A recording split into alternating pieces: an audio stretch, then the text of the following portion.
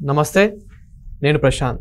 BRS పార్టీలో అసలు ఏం జరుగుతుంది? కవిత గారు ఇప్పుడు బీఆర్ఎస్ పార్టీలో ఉన్నారా, లేదంటే ఇంకా కొత్త పార్టీ ఏమైనా పెట్టారా అనే విషయాలు అయితే తెలుసుకుందాం. దీని గురించి అయితే మాట్లాడేందుకు ప్రస్తుతం మనతో పాటు సీనియర్ జర్నలిస్ట్ సిఎస్ రావు గారు ఉన్నారు. నమస్తే అండి. నమస్తే సార్, ఇప్పుడు కవిత గారు బీఆర్ఎస్ పార్టీలో ఉన్నారా లేరా అసలు? అండ్ ఇంకొకటి, రీసెంట్గా చూసినట్లయితే కనుక కవిత గారు ఏదైతే బీఆర్ఎస్ కండువ ఉంటుందో దాన్ని కూడా మార్చేసుకొని ఒక కొత్త కండువలో కనిపిస్తూ ఉంది. అసలు ఏం జరుగుతుంది బీఆర్ఎస్ పార్టీలో?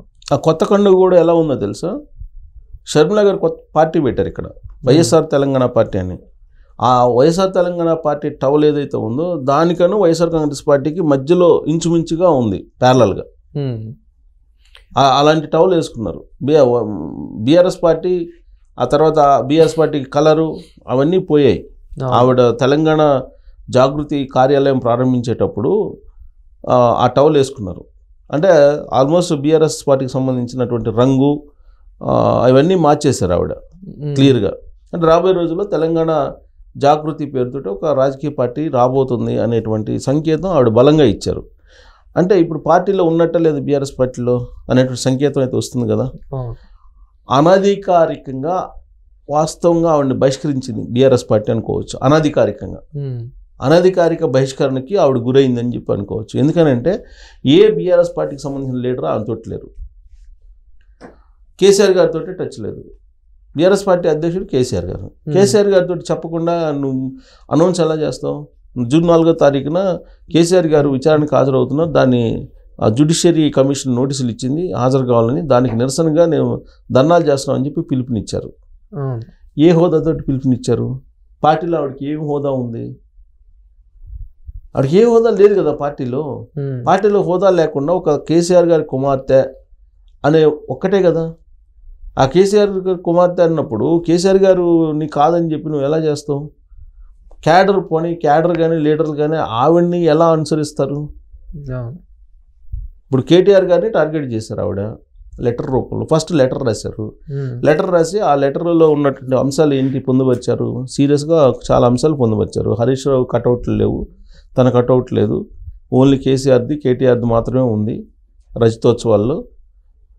తర్వాత ట్వీట్ చేసుకుంటూ ఉంటే పార్టీని నడపగలరా? ఓన్లీ ట్వీట్లు చేస్తూ పార్టీని నడపడం అంటే ఎలా నడుపుతారు అని కేటీఆర్ గారి మీద బాగానే విమర్శలు గుప్పించారు ఆవిడ. గ్రీక్ వీరుడు, లీక్ వీరుడు అంది. ఇన్ని రకాలుగా మాట్లాడిన తర్వాత ఇప్పుడు కేటీఆర్ గారిని ఎందుకు టార్గెట్ చేసిందంటే కేటీఆర్ గారికి కీలకమైనటువంటి బాధ్యతలు అప్పచెప్పబోతున్నారు పార్టీలో. ఆయన నాయకత్వంలో నేను పనిచేయనని చెప్తుంది. ఒక కేసీఆర్ గారి నాయకత్వంలో మాత్రం నేను పనిచేస్తాను, ఇంకెవ్వరి నాయకత్వంలో నేను పనిచేయను అని చెప్తుంది. అంటే దాని అర్థం ఏంటి? నాయకత్వం ఏదో మారబోతుంది బీఆర్ఎస్ పార్టీలో అనేది స్పష్టంగా ఆవిడ చెప్పారు. ఇంకోటి ఏం చెప్పారు? బీఆర్ఎస్ పార్టీని తీసుకెళ్ళి బీజేపీలో కలపబోతున్నారు. తాను తిహార్ జైల్లో ఉన్నప్పుడు ఇలాంటి ప్రపోజల్ వచ్చింది, నేను నో అని చెప్పాను అని అన్నారు. అంటే ఇది పార్టీకి నష్టమా లాభమా? బీఆర్ఎస్ పార్టీని తీసుకెళ్ళి బీజేపీలో కలపాలి అని చెప్పి అనుకున్నారు, ప్రపోజల్ పెట్టారు నా దగ్గర అని చెప్పి ఆవిడ చెప్తే మరి పబ్లిక్ తెలంగాణ సమాజం బీఆర్ఎస్ పార్టీ బీజేపీ ఒకటే అనేటువంటిది అర్థమైంది కదా, స్పష్టత వచ్చింది కదా. ఇప్పటి వరకు బీఆర్ఎస్ పార్టీ బీజేపీ వేరు అనేటువంటి కాన్సెప్ట్ తోటి ఎన్నికల్లోకి వెళ్ళారు కదా. మరి ఇప్పుడు వాడు రెండు పార్టీలు ఒకటే అనేది ఒక ముద్ర కేసీఆర్ గారు కవిత వేశారు కదా. సో అది బీఆర్ఎస్ పార్టీకి నష్టం కదా రాబోయే రోజుల్లో.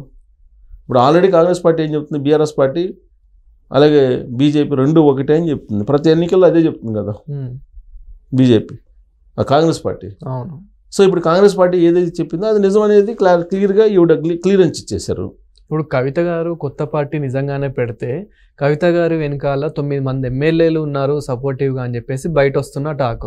ఒకవేళ కవిత గారు కొత్త పార్టీ పెడితే ఆ 9 మంది ఎమ్మెల్యేలు మరి పార్టీలో చేరబోతున్నారా? అది ఓన్లీ వచ్చినటువంటి ఒక గాసిప్ న్యూస్ అనుకోవాలి. 9 మంది ఎమ్మెల్యేలు ఈయనతో ఎందుకు వెళ్తారు అసలు? ఇప్పుడు వెళ్ళాలని అంటే ఇప్పుడు కాంగ్రెస్ పార్టీ 9 మంది ఎమ్మెల్యేలు నేను తీసుకొస్తాను అని చెప్పి ఈవిడ చెప్పారు కాంగ్రెస్ పార్టీకి అనేది ఒక న్యూస్ వచ్చింది బయటికి. 9 మంది ఎమ్మెల్యేలు ఈవిడతో ఎందుకు వెళ్తారు? ఇప్పుడు వాళ్ళకు కూడా బెనిఫిట్ ఉంటేనే అది వెళ్ళేది, లేకపోతే వెళ్ళరు కదా. మనం ఈయనతో వెళ్ళినందువల్ల కాంగ్రెస్ పార్టీకి వచ్చే బెనిఫిట్ ఏంటి? ఒకవేళ అదే నిజమైతే కనుక కేసీఆర్ గారే పంపిస్తున్నట్టు అనుకోవాలి మనం. ఫామ్ హౌస్లో కూర్చొని కేసీఆర్ గారే కాంగ్రెస్ పార్టీకి పరోక్షంగా సపోర్ట్ చేస్తున్నట్టు అనుకోవాలి బీజేపీ తోటి పడలేక. ఎందుకంటే బీజేపీ వాళ్ళు ఇప్పుడు ఏంటి కేటీఆర్ గారి మీద కేసు ఉంది, ఈ రేస్ది, ఈయన మీద ఫోన్ ట్యాపింగ్ కేసు ఉంది. ఈ 2 కేసులు చాలు వీళ్ళిద్దరిని లోపలేయడానికి. ఆల్రెడీ తిహార్ జైలుకి వెళ్ళొచ్చారు. మరి వాళ్ళు అరెస్ట్ కాకుండా ఉండాలంటే బీజేపీ చెప్పినట్టు వినాలి.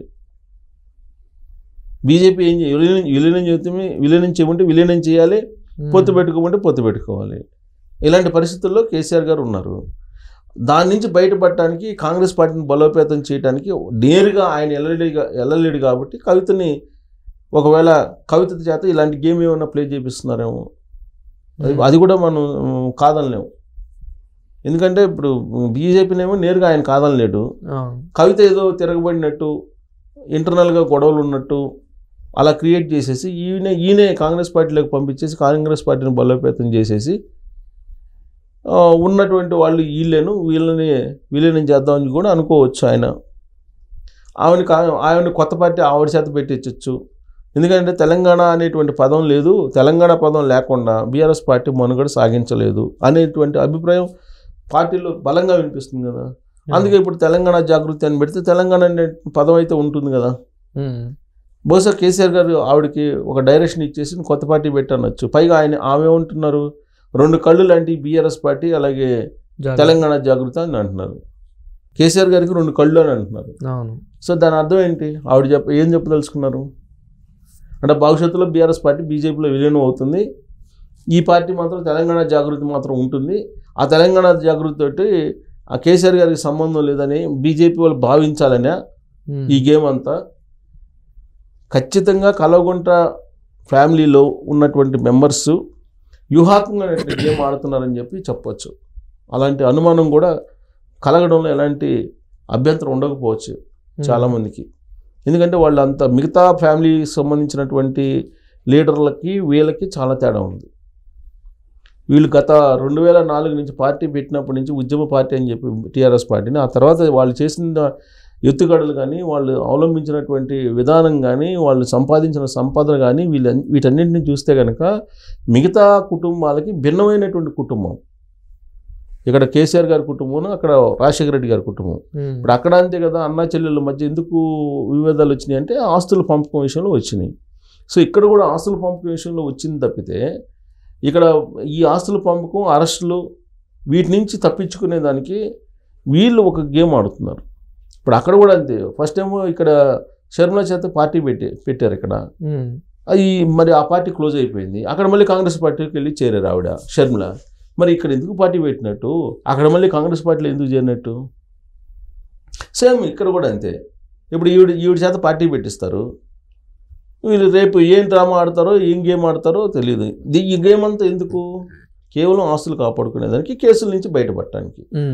సో కాబట్టి వాళ్ళు ఆడేటువంటి గేమ్ వాళ్ళ మధ్య ఏదో విభేదాలు ఉన్నాయి అనేది అనుకోవడానికి లేదు. పిచ్చోళ్ళని చేస్తున్నారు అందరినీ, జనాల్ని పిచ్చోళ్ళని చేస్తున్నారు. వాళ్ళకి చాలా క్లారిటీ ఉంది. వాళ్ళకి ఏం కావాలి, వాళ్ళ ఆస్తులు కాపాడుకోవాలి, వాళ్ళ మీద ఉన్నటువంటి కేసుల నుంచి తప్పించుకోవాలి, ఇది తర్వాత రాజకీయంగా మనుగడ సాగించాలి. ఈ 3 కదా కాన్సెప్ట్లు.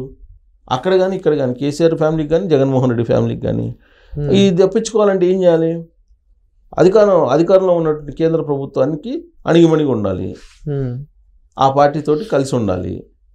కేసుల నుంచి తప్పించుకోవాలంటే, రాజకీయంగా భవిష్యత్తు కావాలంటే పొత్తు పెట్టుకోవటం, లేదంటే విలీనం చేసుకుని పదవులు తీసుకోవటం. 3 ఇంకా కేసులు అయిపోయినాయి. ఆస్తుల పంపకం ఎప్పుడు జరిగింది, పవర్ ఉన్నప్పుడు జరిగింది, పవర్ లేనప్పుడు జరగదు, కేసులు పెట్టుకుంటారు. సో కాబట్టి ఇవన్నీ సెటిల్ చేసుకునేదానికి ఇది ఒక గేమ్ అనుకోవాలి మనం. అంటే మన సొసైటీని వీళ్ళు తప్పుదోవ పట్టించేలాగా వ్యవహరిస్తున్నారని చెప్పేసి అనుకోవాలి. అసలు విషయం చెప్పచ్చు కదా.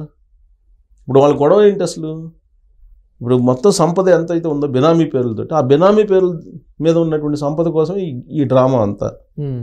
సో కాబట్టి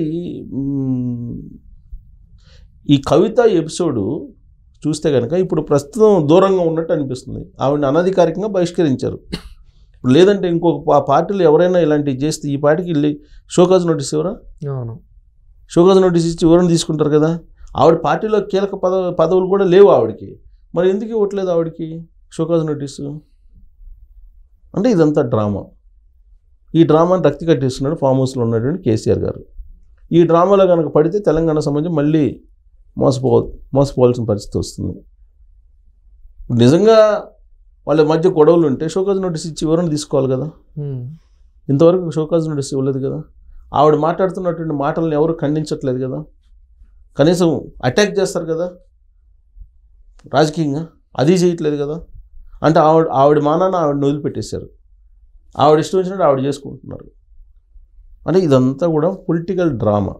ఈ డ్రామాలో అందరినీ పిచ్చోళ్ళని చేసి వాళ్ళకి కావాల్సింది వాళ్ళు నెరవేర్చుకుంటున్నారు అనేది మనం గమనించాలి. Thank you sir.